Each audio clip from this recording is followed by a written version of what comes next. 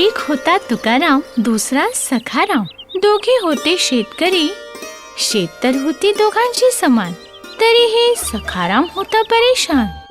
तुकारामची होती उपज जास्त, सखारामची उपज होती थोडीशीच. याच विचाराने त्याने ठरवले, करेल कमाल नक्कीच.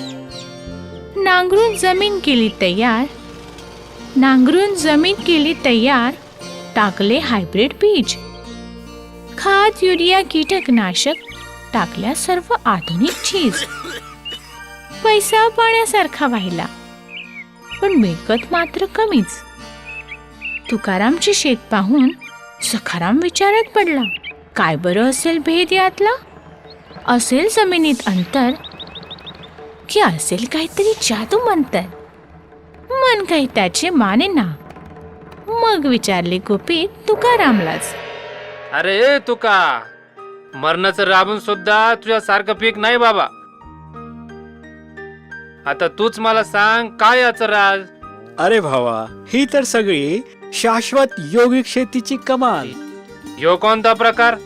असलं नाव तर पहिल्यांदाच ऐकतोय. अरे भावा, ही तर एकदम सोपी शेती. पहिल्यांदा परमेश्वराच्या आठवणींनी त्याला शक्तिशाली बनवतो. मग त्याला परमेश्वराच्या आठवणीत पेरतो. आणि मग? शेण, जीवामृत, जैविक खाद टाकतो भाऊ. आणि मग? आणि कीड ना लागावी म्हणून निंबाची आणि गोमूत्राची फवारणी करतो. पण सगळ्यात इम्पॉर्टंट गोष्ट म्हणजे परमेश्वराच्या आठवणीत पिकाला खूप शुभकामना देतो. अरे पीक सुद्धा प्रेम मागतात, न की विषारी खाद. अरे येड लागलं का काय? How is this possible? अरे भाऊ, नथिंग इज इम्पॉसिबल. मी एकटा नव्ह, हजारो शेतकरी असाच पद्धतीने शेती करून सफल प्रयोग करतात. जरा हे फल तर खाऊन बघ. अरे वा, असलं टेस्टी फ्रूट तर पहिल्यांदाच खातोय. आता तर मी पण अशी शेती करणार.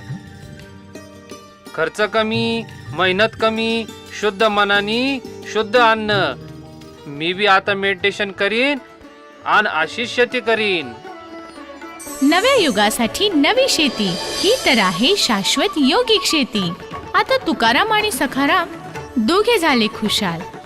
जीवन तर झाले सुखमय आणि शेती झाली बहार.